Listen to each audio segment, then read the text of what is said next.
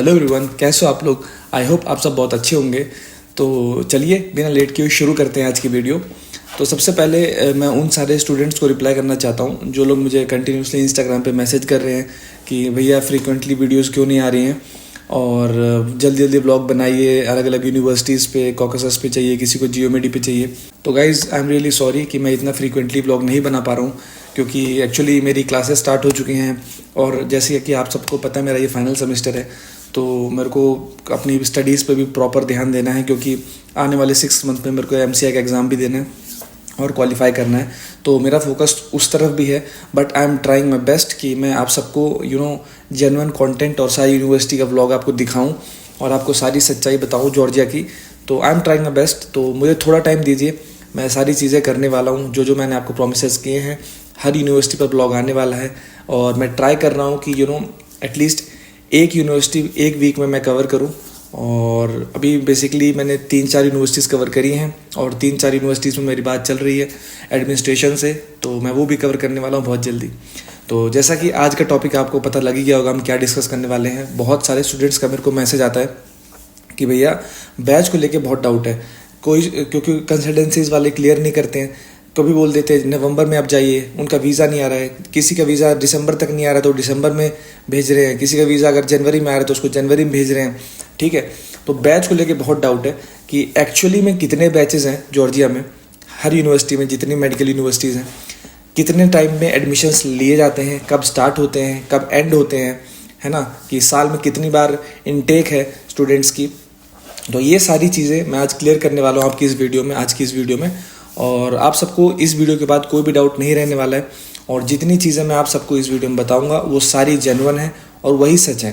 ठीक है, किसी भी एजेंट के भरोसे आप मत रहिए।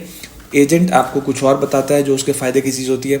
वो तो आपको बोल देगा दिसंबर में आपका वीज़ा है, बोल देगा दिसंबर में चले जाओ, लेकिन दिसंबर में बैच ख़त्म हो जाता है। ठीक है, तो चलिए डिस्कस करते हैं, स्टार्ट करते हैं कि भाई एक साल में कितने बैच होते हैं। तो सबसे पहले मैं आपको बता दूं, एक साल में सिर्फ 2 ही इनटेक होते हैं। एक इनटेक होता है मार्च बैच, ठीक है, और एक इनटेक होता है सितंबर बैच। 2 ही बैच होते हैं, इसके अलावा कोई और बैच नहीं है। सिर्फ 2 बार, क्योंकि 2 सेमेस्टर्स होते हैं एक साल में यहाँ पे, तो 2 बार बैच इनटेक किया जाता है। एक मार्च में session first week of second week of March और एक फर्स्ट या सेकेंड वीक ऑफ सितंबर। ठीक है, ये चीज़ आपकी क्लियर हो गई। अब दूसरी चीज़ जो सबसे ज़्यादा डाउट थी स्टूडेंट्स को कि कब तक एडमिशन्स चलते हैं, क्योंकि भाई किसी स्टूडेंट कोई नवंबर में आ रहा है, कोई दिसंबर में आ रहा है, कोई अक्टूबर में आ रहा है, तो कब तक इनटेक चलते हैं, क्या सिस्टम है, वो डिस्कस करते हैं। तो मेरे हिसाब से मैं खुद नवंबर में आया हूँ और मुझे तो कोई नॉलेज ही नहीं थी कि मतलब कब क्या प्रोसेस होती है, किसी ने मुझे बताया नहीं था। लेकिन यहाँ पर आके मैंने एक्सपीरियंस किया सब कुछ, तो मैं आपके साथ शेयर कर रहा हूँ। तो एक्चुअली जो एडमिशन्स की बात है वो सितंबर से स्टार्ट हो जाते हैं। ठीक है, अब ये आपके ऊपर है कि आप वीज़ा के लिए कब अप्लाई करते हो। जितना लेट आप वीज़ा के लिए अप्लाई करोगे उतना लेट आपका वीज़ा आएगा, जितना जल्दी वीज़ा के लिए अप्लाई करोगे उतना जल्दी आपका वीज़ा आएगा। सबसे पहली चीज़ आप ये क्लियर कर लो।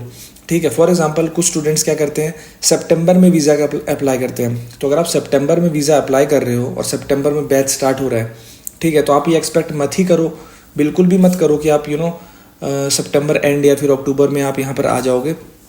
वीज़ा प्रोसेस में थोड़ा टाइम लगता है जॉर्जिया में, क्योंकि बहुत सारे स्टूडेंट्स आ रहे हैं, तो बहुत सारी वेरिफिकेशंस होती है मिनिस्ट्री की, फिर एम्बेसी की, तो उस सब में थोड़ा टाइम लगता है। यूनिवर्सिटी से डॉक्यूमेंट आने में थोड़ा टाइम लगता है, ये सारी चीज़ें प्रोसेस करने में टाइम लगता है।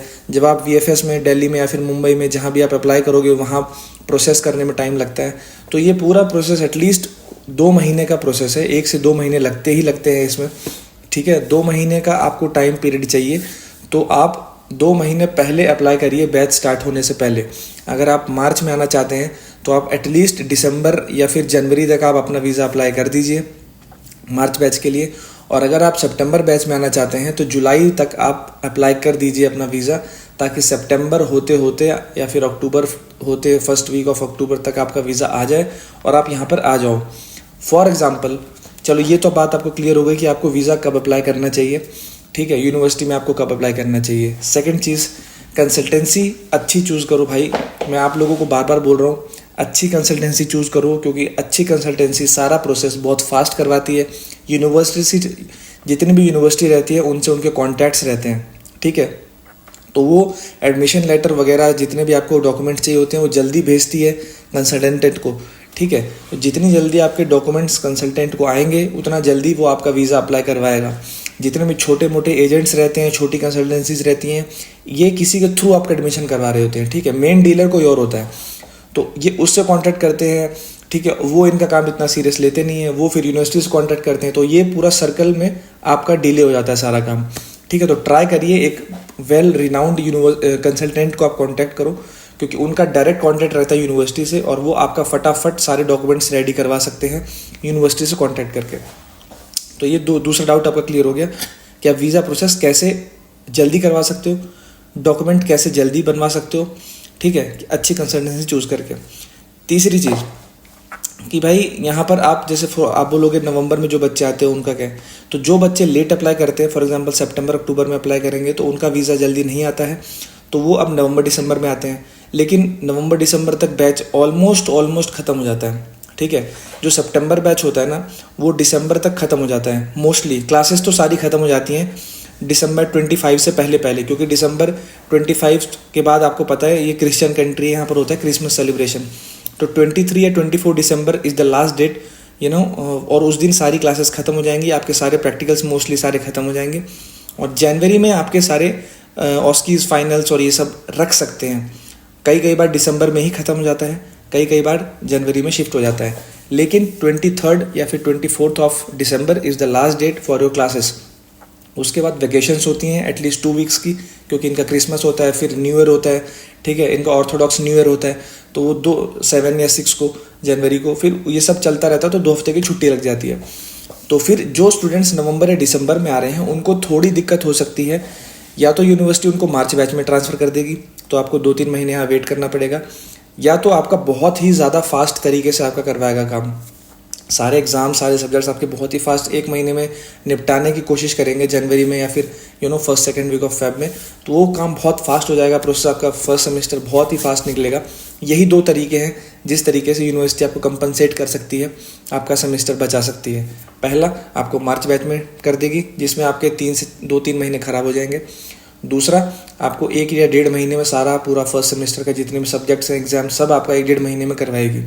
तो यही 2 तरीके होते हैं जॉर्जिया में, या फिर किसी भी कंट्री में आप जाओ, यही 2 तरीके हैं कंपनसेट करने के, लेट अगर आप आते हो। तो चलिए ये बात भी आपको क्लियर हो गई कि जो लेट आते हैं उनका क्या सिनेरियो रहेगा। अब बात कर लेते हैं उन स्टूडेंट्स की जो ये जानना चाहते हैं कि भाई बैच स्टार्ट होता है सितंबर में, ख़त्म होता है दिसंबर में, सेकंड बैच स्टार्ट होता है मार्च में, ख़त्म होता है जुलाई में, ठीक है। जून या जुलाई तक आपका वो वाला मार्च वाला बैच भी ख़त्म हो जाएगा। तो ये आप अपने दिमाग में ध्यान रखें। कोई भी अगर आपको इससे हट के कोई चीज़ बताता है तो वो सब गलत है। कोई भी एजेंट आपको बताता है कि नहीं वहाँ 4 बैच है, 6 बैच है, ऐसा कुछ नहीं है। Only 2 batches, March to July, September to January, 2 ही बैच होते हैं 5-5, 6-6 महीने के, ठीक है। और आपको वेकेशन मिलती है 1 या 1.5 महीने की, अगस्त सितंबर ऐसे सेकेंड वीक ऑफ सितंबर तक, और mid July to first second week of सितंबर ऐसे वेकेशन रहती है, विंटर वेकेशन और समर वेकेशन। और विंटर वेकेशन रहती है आपकी जनवरी लास्ट वीक से लेके मार्च फर्स्ट या सेकेंड वीक तक। ये 2 बार आपको वेकेशन मिलती है जिसमें आप इंडिया जाके आ सकते हो, आप यहाँ भी रह सकते हो, जो आपको करना है आप वो कर सकते हो। तो आई होप ये सारी चीज़ें बैचेस से रिलेटेड, कितने बैच हैं, कब स्टार्ट होता है, क्या होता है, ये आपका क्लियर हो गया होगा। और अगर आपका फिर भी कोई डाउट रहता है कि भाई मेरे को नहीं समझ में आया, आप मुझे फिर से बताओ क्या सिस्टम है बैच का, तो आप मुझसे पूछ सकते हो, कमेंट कर सकते हो यूट्यूब पे, या फिर आप इंस्टाग्राम पे मुझे मैसेज कर सकते हो। मैं हर स्टूडेंट का रिप्लाई करता हूँ, क्योंकि मैंने ये चैनल आप लोगों के लिए ही खोला है, आप लोगों की हेल्प करने के लिए खोला है। और अगर वीडियो आपको अच्छी लगी है तो प्लीज़ इसको लाइक करो, अपने उन सारे दोस्तों के साथ शेयर करो जो MBBS अब्रॉड से करने का सोच रहे हैं। आप उनको जानते हो, प्लान कर रहे हैं और डिसाइड नहीं कर पा रहे। ये वीडियोस उनको ज़रूर हेल्प करेगी। और आई होप आपको ये वीडियो इन्फॉर्मेटिव लगी होगी, और बहुत ही इंपॉर्टेंट इन्फॉर्मेशन है। मिसगाइड किया जाता है इंडिया में स्टूडेंट्स को, तो मेरा ये था कि इस पे एक वीडियो तो होनी चाहिए सारे स्टूडेंट्स के लिए। और मिलता हूँ आपसे नेक्स्ट वीडियो में एक नई इन्फॉर्मेशन के साथ। Till then take care of yourself and peace out.